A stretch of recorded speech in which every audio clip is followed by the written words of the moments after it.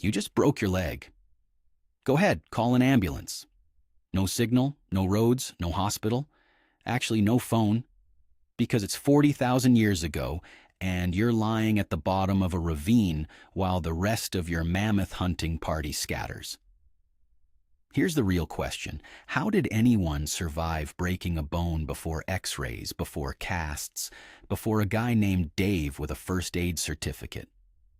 What people did instead is about to sound completely insane. It didn't take much. A mammoth hunt goes wrong, and a tusk clips you. You're scrambling down a cliff face after a goat and your foot slips. A bison you were sure was dead is very much not dead, and it kicks you like you insulted its mother. And here's the part that made it so dangerous. Breaking a leg back then wasn't an inconvenience. It was a death sentence with a delay. No legs meant no running from predators, no keeping up with the group, no hunting, no gathering. In a world where can you walk decides whether you ate this week, one bad step could end everything. Let's be honest about what actually happens inside your body. A broken bone isn't just pain, it's a shock.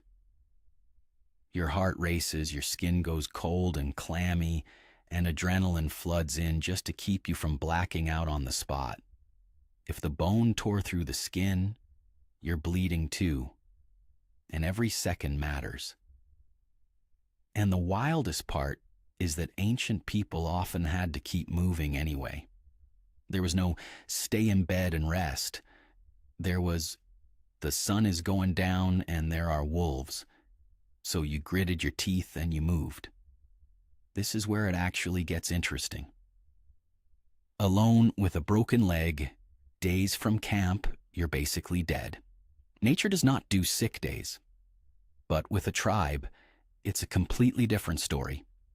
Groups carried injured members back using tree branches lashed together, animal hides stretched into makeshift slings, crude stretchers, or honestly just their own shoulders, taking turns for miles. This one detail is a big reason scientists think humans became such intensely social creatures in the first place. A lone human with a broken leg is finished. A human with a group is just inconvenienced for a while. Here's the part that surprises people. Ancient humans were not clueless. Evidence shows they splinted broken limbs with sticks, wrapped them tight with leather strips or plant fiber, and packed wounds with bark, moss, and animal hide as makeshift bandages. Then, the hardest part for anyone with a phone in 2026, they rested. Not for days, for weeks, sometimes months. Archaeologists have actually found ancient splints preserved in Egyptian burial sites dating back around 4,000 years, reed and bark bound tight around a healed arm bone. Sound familiar? That's a cast. We just swapped the bark for fiberglass. And if you've ever thought, if I got seriously hurt out in nature with no hospital nearby, I'd just be doomed.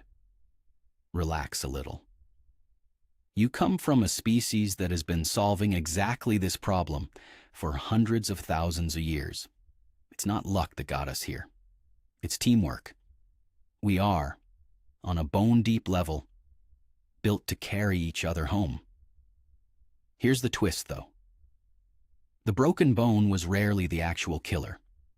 The real threats were infection, starvation, predators circle in a camp that suddenly had one fewer hunter, and winter, which does not care about your leg. Losing the ability to hunt or gather for months could quietly starve an injured person, or their whole family, long after the bone itself had started healing. Now, raise the stakes. What if the bone didn't just break, but broke through the skin? Bone exposed to open air. No antibiotics, no surgery, no sterile equipment of any kind. Just moss, hope, and whatever bacteria happened to be on the stick you just got splinted with. The infection risk didn't just go up, it skyrocketed. and plenty of bones did heal, just wrong. Archaeologists have found ancient skeletons with bent legs, crooked arms, permanent limps, and lasting disabilities. But here's the thing. A lot of those same people lived for years afterward. One of the most famous examples is a Neanderthal skeleton found in Shanidar Cave in Iraq, roughly 45,000 years old. This individual had a withered, amputated arm, was blind in one eye, and had lost most of his hearing, and he still lived for years after his injuries. That's not survival by accident. That's a community that fed him, protected him, and kept him alive long after he stopped being useful in the brutal, practical sense. And here's the detail scientists really love. Some ancient people didn't just survive small fractures. They survived broken femurs, crushed arms, multiple fractures at once. A broken femur is a big deal specifically because it takes months to heal. And during those months, that person cannot walk, cannot hunt, cannot flee. Someone had to bring them food. Someone had to protect them. Someone had to change their bandages day after day for months, with nothing in it for themselves except keeping another human alive. A healed femur, to an archaeologist, isn't just a bone. It's proof that cooperation is older than agriculture, older than writing, older than almost everything we call civilization.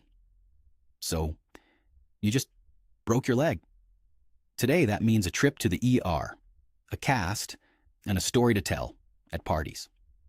Thousands of years ago, it meant something far heavier. Whether the people around you cared enough to carry you, long before hospitals, before medicine, before any of it.